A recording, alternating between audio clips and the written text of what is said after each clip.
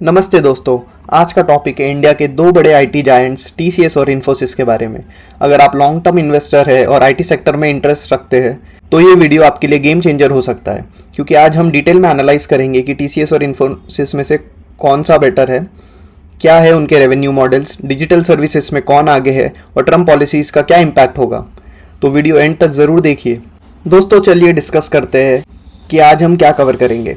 Basic comparison TCS और इन्फोसिस का। TCS और इन्फोसिस कौन क्या कर रहा है डिफरेंटली, फ्यूचर की स्ट्रैटेजीज क्या है, बैंकिंग पर कितना डिपेंडेंट है दोनों स्टॉक, और जोग्राफिकल डिस्टर्बेंसेस का रिस्क कितना है दोनों स्टॉक्स में, और फाइनेंशियल परफॉर्मेंस फाइनेंशियल ईयर 25 की क्या है। अगर हेल्पफुल लगे तो लाइक बटन दबाना मत भूलिए। दोस्तों पहले बेसिक कंपैरिजन देख लेते हैं। टीसीएस 1968 में फाउंड की गई थी, मतलब 56 साल का एक्सपीरियंस है। मार्केट कैप भी 15 ट्रिलियन रुपीज का है। एनुअल रेवेन्यू 30.6 बिलियन डॉलर्स का है और एम्प्लॉय भी 6 लाख प्लस एम्प्लॉयज है 55 कंट्रीज में। ये टाटा ग्रुप का पार्ट है तो ट्रस्ट फैक्टर है। चलिए इन्फोसिस के बारे में देख लेते हैं। इन्फोसिस 1981 में फाउंड की गई थी, मतलब 43 साल पुरानी कंपनी है। मार्केट कैप अगर देखें तो 7.75 ट्रिलियन रुपीज का है। रेवेन्यू 18.6 बिलियन डॉलर्स का है। 3 लाख प्लस एम्प्लॉयज है। क्लियर पिक्चर यही है कि टीसीएस साइज में ऑलमोस्ट डबल है, डबल मार्केट कैप है, डबल रेवेन्यू है, डबल वर्कफोर्स है। लेकिन साइज ही सब कुछ नहीं है, परफॉर्मेंस भी इंपॉर्टेंट होता है। फॉर्च्यून 500 क्लाइंट्स दोनों के पास 185 प्लस है। ग्लोबल ऑफिसेज भी सिमिलर है। अब आते हैं रेवेन्यू मॉडल पर। यहाँ इंटरेस्टिंग पैटर्न्स देखते हैं। बीएफएसआई सेक्टर, टीसीएस का 32% रेवेन्यू आता है बैंकिंग से, मतलब 82,000 करोड़ रुपीस, जबकि इन्फोसिस का 28% मतलब 45,605 करोड़ रुपए बीएफएसआई सेक्टर से आता है। टीसीएस की बीएफएसआई सेक्टर डिपेंडेंसी थोड़ी ज्यादा है। कंज्यूमर और रिटेल में टीसीएस 15.6% यानी कि 40,000 करोड़ और इन्फोसिस 14% जो कि 22,819 करोड़ रुपए का रेवेन्यू आता है। मैन्युफैक्चर और कम्युनिकेशन, हर सेक्टर में टीसीएस का एब्सोल्यूट अमाउंट ज्यादा है बिकॉज ऑफ स्केल। लेकिन यहाँ इंटरेस्टिंग पॉइंट ये है कि दोनों कंपनीज का बैंकिंग डिपेंडेंसी थोड़ा ज्यादा है, अराउंड 30%। इसका मतलब बैंकिंग सेक्टर क्राइसिस में दोनों ही कंपनी को इम्पैक्ट हो सकता है। तो डाइवर्सिफिकेशन देखे तो टीसीएस थोड़ा बेटर बैलेंस्ड है डिफरेंट सेक्टर्स में, बट कॉन्सेंट्रेशन रिस्क दोनों में ही है। चलिए अभी डिजिटल सर्विसेज के बारे में डिस्कस करते हैं।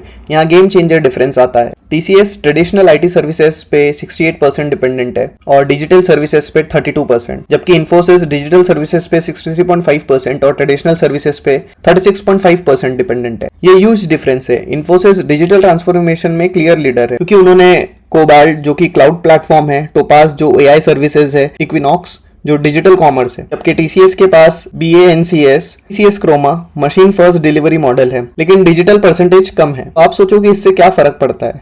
ये इंपॉर्टेंट है क्योंकि फ्यूचर डिजिटल का ही है। एआई, क्लाउड, ऑटोमेशन ये सब डिजिटल सर्विसेज में ही आते हैं। ट्रेडिशनल आईटी सर्विसेज की डिमांड स्लोली डिक्रीज हो रही है। अभी फ्यूचर में सब डिजिटल सर्विसेज पे ही डिपेंडेंट रहने वाले हैं। इन्फोसिस ने अर्ली बेट लगाया है डिजिटल ट्रांसफॉर्मेशन पे और ये पे ऑफ कर रहा है। टीसीएस कैचअप कर रहा है बट स्टिल अभी पीछे है डिजिटल एडॉप्शन में। बैंकिंग सेक्टर एनालिसिस करते हैं दोनों कंपनीज का। बैंकिंग सेक्टर एनालिसिस इंपॉर्टेंट है क्योंकि ये दोनों कंपनीज का मेजर रेवेन्यू सोर्स है। टीसीएस का बीएफएसआई परफॉर्मेंस चेक करते हैं। 32% रेवेन्यू जो कि 82,000 करोड़ है, ये हाईएस्ट वर्टिकल है टीसीएस का, जो हमने पहले स्लाइड में डिस्कस किया है। ग्रोथ सिर्फ 1% है ईयर ऑन ईयर, जो कि कम है। टीसीएस का जो प्लेटफॉर्म है वो मार्केट लीडर है। चलिए इन्फोसिस का बीएफएसआई परफॉर्मेंस चेक करते हैं। इन्फोसिस का 28% रेवेन्यू बैंकिंग सेक्टर से आता है, जो कि 45,605 करोड़ है और ये 5th कॉन्जिक्यूटिव क्वार्टर में पॉजिटिव ग्रोथ देखा गया है। अभी रिसेंट विन्स के बारे में डिस्कस करेंगे तो इन्फोसिस ने मेट्रो बैंक, यूके, एआईबी ऐसे बहुत सारे क्लाइंट्स की डील्स क्रैक की है। डिजिटल ट्रांसफॉर्मेशन पे फोकस किया इन्फोसिस। इस फैक्टर यही है कि अगर बैंकिंग सेक्टर में कोई प्रॉब्लम आती है, जैसे कि 2008 फाइनेंशियल क्राइसिस या current regional banking issues US में जो है, तो ये दोनों ही कंपनीज को मेजर इंपैक्ट करेगा। टीसीएस को ज्यादा रिस्क है क्योंकि डिपेंडेंसी थोड़ी उसकी ज्यादा है कंपेयर टू इन्फोसिस। चलिए अभी देखते हैं ग्लोबल क्लाइंट बेस दोनों कंपनी का और जोग्राफिकल डिस्ट्रीब्यूशन कैसा है। टीसीएस की अगर बात करें तो 100 मिलियन प्लस क्लाइंट 64 है, जबकि इन्फोसिस के 39 है, और 50 मिलियन प्लस क्लाइंट्स टीसीएस के 130 है और इन्फोसिस के 85 है।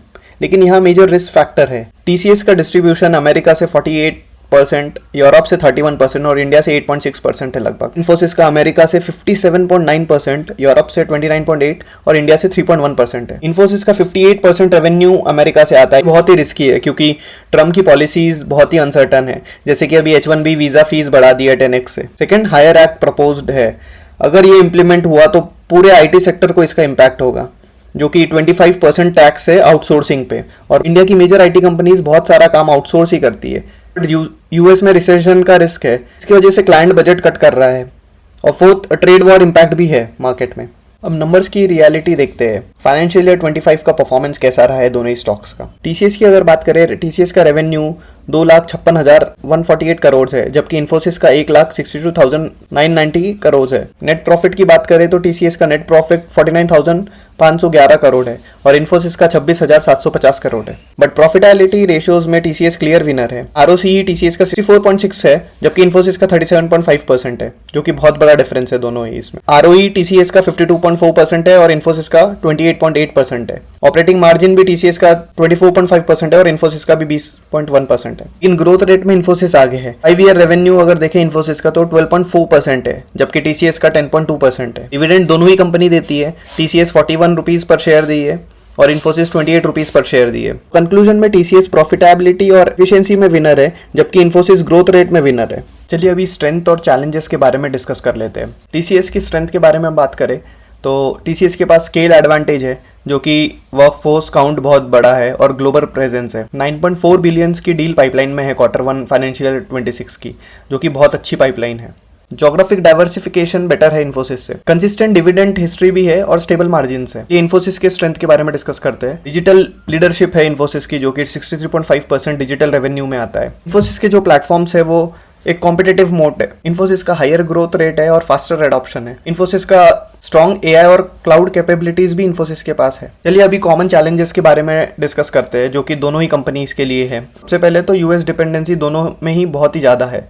उनकी पॉलिसीज का इम्पैक्ट दोनों ही शेयर्स में होगा, जो कि वीज़ा रेस्ट्रिक्शन और आउटसोर्सिंग टैक्स अगर इम्प्लीमेंट किया। सबसे बड़ा चैलेंज दोनों ही कंपनी के लिए एआई के स्किल्स शॉर्टेज है। प्राइसिंग प्रेशर भी बहुत है क्योंकि कंपटीशन बहुत बढ़ गया है। फ्यूचर आउटलुक डिस्कस कर लेते हैं। पॉजिटिव फैक्टर्स दोनों ही कंपनी के लिए एआई एडॉप्शन है। माइग्रेशन भी कंटिन्यू हो रहा है।